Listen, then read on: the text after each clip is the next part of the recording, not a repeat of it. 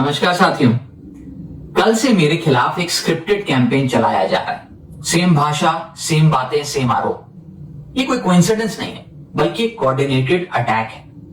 पहले मैंने सोचा कि मुझे इसका जवाब नहीं देना चाहिए, फिर लगा कि कहीं एक झूठ को 100 बार बोला जाए तो कुछ लोग मान ना रहे, इसलिए मैंने सोचा कि जवाब दूं। आम आदमी पार्टी ने 3 आरोप लगाते हुए ये कहा कि इन 3 आरोपों की वजह से हम राघव चड्ढा को पार्लियामेंट में बोलने का मौका नहीं देंगे। राघव चड्ढा के पार्लियामेंट में बोलने पर रोक इसलिए लगाई गई क्योंकि उन्होंने ये 3 गलतियां करी। मैं एक एक करके इन तीनों पर आपसे बात करना चाहूं। पहला आरोप कि जब ऑपोजिशन पार्लियामेंट से वॉकआउट करता है, सदन से वॉकआउट करता है, तो राघव चड्ढा वहीं बैठे रहते हैं, वो वॉकआउट नहीं करते। ये सरासर झूठ है, सफेद झूठ। मैं चुनौती देता हूं, एक इंस्टेंस, एक दिन ऐसा बताइए जब ऑपोजिशन ने वॉकआउट किया हो और मैंने उनका साथ ना दिया हो, मैं साथ में वॉकआउट नहीं किया हो।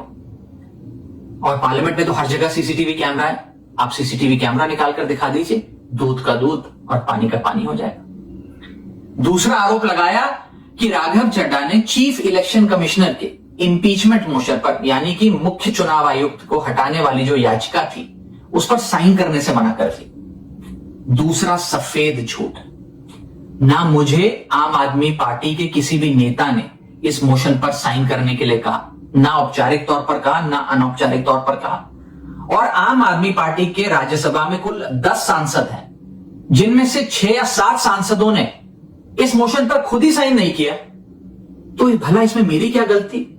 खाली सारा दोष मुझ पर ही क्यों बढ़ा जा रहा है? और इस मोशन के लिए राज्यसभा में कुल 50 सिग्नेचर चाहिए होते हैं, यानी कि 105 विपक्षी सांसदों में से मात्र 50 सिग्नेचर से ये याचिका पूरी हो जाती।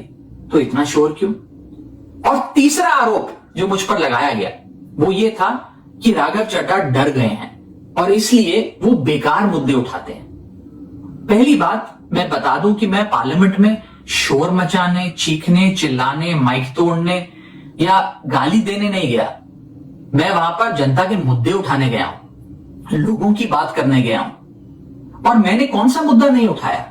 मैंने जीएसटी से लेकर इनकम टैक्स की बात करी, पंजाब के पानी से लेकर दिल्ली की हवा का मुद्दा उठाया, हमारे सरकारी स्कूलों की हालत से लेकर कैसे पब्लिक हेल्थ केयर इंस्टीट्यूशंस को मजबूत किया जाए, इंडियन रेलवेज में जो पैसेंजर्स ट्रैवल करते हैं उनकी समस्याएं रखी, यहां तक कि मेंस्ट्रुअल हेल्थ, एक ऐसा मुद्दा जिसके बारे में लोग बात करने से कतराते हैं, वो बातें तक रखी। बेरोजगारी से लेकर महंगाई तक तमाम मुद्दे उठाए। आप मेरे 4 साल का पार्लियामेंट का ट्रैक रिकॉर्ड उठाकर देख लीजिए।